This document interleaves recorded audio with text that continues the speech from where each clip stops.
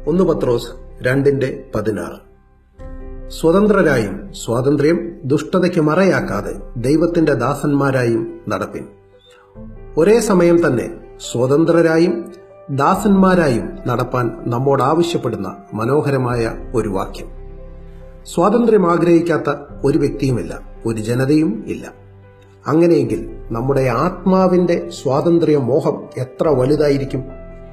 അതിക്രമങ്ങളിൽ മരിച്ചവരായിരുന്ന നമ്മെ ക്രിസ്തുവിനോടുകൂടെ ജീവിപ്പിച്ച് ജഡത്തിന്റെ സകല അധീനതയിൽ നിന്നും ദൈവം നമ്മുടെ ആത്മാവിന് സ്വാതന്ത്ര്യം തന്നു. പറഞ്ഞു തീരാത്തതും മഹിമയുള്ളതുമായ ആ സന്തോഷം വീണ്ടും ജനനം പ്രാപിച്ച ഓരോ പൈതലും അനുഭവിക്കുകയും ചെയ്യുന്നു. ആത്മീയ സ്വാതന്ത്ര്യവും സന്തോഷവും പ്രാപിച്ചു എങ്കിലും നാം ഇപ്പോഴും ജഡലോകത്തിൽ തന്നെയാണ് ജീവിക്കുന്നത്. ലോകമോഹങ്ങളിൽ കുടുങ്ങിപ്പോകുവാൻ സാധ്യതയുള്ള ജഡത്തിൽ തന്നെയാണ് വസിക്കുന്നതും.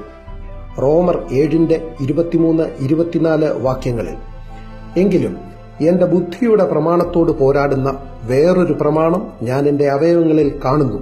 അത് എന്റെ അവയവങ്ങളിലുള്ള പാപപ്രമാണത്തിന് എന്നെ ബദ്ധനാക്കി കളയുന്നു എന്ന് എഴുതിയിരിക്കുന്നതായി കാണാം. നോക്കൂ, ജഡത്തിലെ പ്രമാണത്തിന്റെ ശക്തി. അത് നമ്മുടെ അവയവങ്ങളിലാണ് വ്യാപരിക്കുന്നത്. അത് നമ്മെ പാപപ്രമാണത്തിന് ബദ്ധരാക്കി കളയുകയും ചെയ്യുന്നു. നാം സ്വതന്ത്രരാണ് എങ്കിലും മേൽപ്പറഞ്ഞ പ്രമാണത്താൽ വശീകരിക്കപ്പെട്ട് പാപപ്രമാണത്തിന് ബദ്ധരാക്കപ്പെടുവാനും അടിമനുഖത്തിൽ പിന്നെയും കുടുങ്ങിപ്പോകുവാനും സാധ്യതയുണ്ട്. അതുകൊണ്ടാണ് അടിമനുഖത്തിൽ പിന്നെയും കുടുങ്ങിപ്പോകരുത് എന്ന് ഗലാത്യർ 5:1 നമ്മോട് പറയുന്നത്. ക്രിസ്തു നൽകിയ വിശുദ്ധിക്ക് വിരോധമായി പ്രവർത്തിച്ച് വീണ്ടും അശുദ്ധരാകുന്നതിനേക്കാൾ വലിയ ദുഷ്ടത എന്താണുള്ളത്? ഇവിടെയാണ് ദൈവത്തിന്റെ ദാസന്മാർ ആയിരിക്കേണ്ടുന്നതിന്റെ പ്രസക്തി.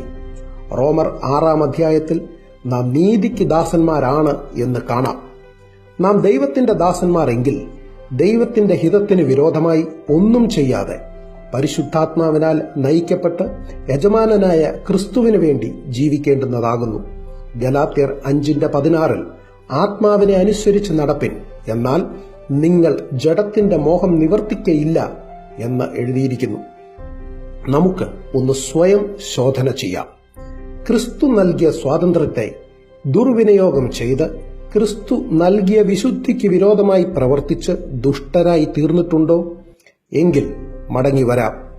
മാനസാന്തരപ്പെട്ട് ദൈവത്തിന്റെ ദാസന്മാരായി, നീതിക്ക് ദാസന്മാരായി തന്നെ തീരാം. ബുദ്ധിയുള്ള ആരാധനയായി നമ്മുടെ ശരീരങ്ങളെ ജീവനും വിശുദ്ധിയും ദൈവത്തിന് പ്രസാദവുമുള്ള യാഗമായി സമർപ്പിക്കാം. സ്വതന്ത്രരായും സ്വാതന്ത്ര്യം ദുഷ്ടതയ്ക്ക് മറയാക്കാതെ ദൈവത്തിന്റെ ദാസന്മാരായും നടപ്പിൻ. God bless you all.